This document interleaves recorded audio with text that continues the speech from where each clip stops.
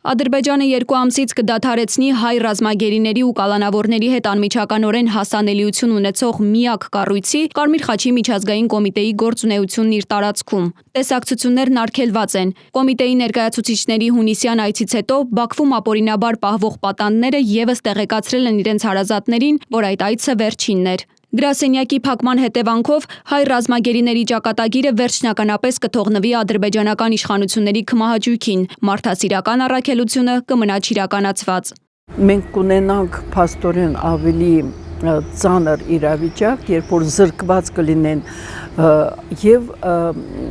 հարազատները, որովհետև հենց միջազգային Կարմիր խաչի միջոցով է այդ հեռախոսային կապը լինում եւ նամակագրությունը։ Հայաստանի առաջին մարդու իրավունքների պաշտպանը վստահեցնում է, թե Ադրբեջանը այս գրասենյակի առկայությունը կապում էր Արցախյան հիմնախնդրի հետ եւ հիմա համարելով, որ այս հարցը հանված է օրակարգից, որոշել է դադարեցնել գործունեությունը։ Լարիսա Ալավերդյանի խոսքով խնդրի լուծման տարբերակ է միջազգային կառույցներին դիմելը։ Անհրաժեշտ է ուղղակի դիմել, ես կարծում եմ դա պետք է անի Հայաստանի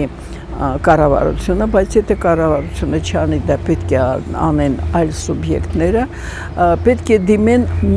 Եվրոպայի միության եւ Եվրոպայի խորհրդի համապատասխան ինստիտուտներին, որովհետեւ եւ երկուսն էլ ունեն այնպիսի հաստատություններ, որոնք զբաղվում են մարդու իրավունքներով լայն համատեքստում։ Իսկ ինչպես պետք է այսուհետև պահպանվի կապը հայ պատանդների հետ։ Իրավապաշտպան Սիրանուշ Սահակյանի խոսքով փոխարինող միջոցներ միջազգային իրավունքում գոյություն ունեն։ Հայաստանի պարագայում դա իրավունքի պատվիրակման սկզբունքն է, այսինքն այցելությունների կազմակերպում միջնորդ երկրի միջոցով։ Այն պետությունը, ում քաղաքացիները գտնվում են անազատության մեջ, չունի դիվանագիտական հյուպատոսական հարաբերություններ համապատասխան երկրի հետ, կարող է դիմել որևէ չեզոք երկրի,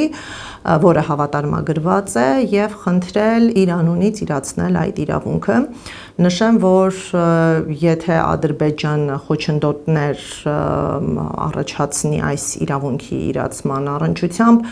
սա դիտարկվում է կարևորագույն խախտում։ Սա կարող է խախտել ինչպես Հայաստանի Հանրապետության սուվերեն իրավունքները, այնպես էլ հայ պատանդների միջազգային կոնվենցիաներով նախատեսված իրավունքները։ Մի շարք հասարակական կազմակերպություններ այս հարցով դիմել են արտգործնախարարություն։ Կառույցը պատասխանել է, թե հարցը գտնվում է քննարկումների փուլում։ Կարմիր խաչի հայաստանյան գրասենյակի հաղորդակցության ծրագրերի պատասխանատու Զառա Ամատունին մեսեջ զրույցում եւս նշեց, որ այս առումով դեռ տեղեկություն չկա։ Այս հարցերին դեռ մենք չենք կարող որևէ բան ասել, որովհետև մենք երկխոսության մեջ ենք իշխանությունների հետ, բայց որևէ հստակություն մենք չենք կարող հիմա տրամադրել։ Իրավապաշտպանը վստահեցնում է, որ Ադրբեջանը միջազգային մակարդակով գտնվում է որոշակի հաշվետվողականության ներքո։ Տվյալներ է ներկայացնում գերիների վերաբերյալ, բայց սա փոխարինող միջոց լինել չի կարող։ Տեղեկատվությունը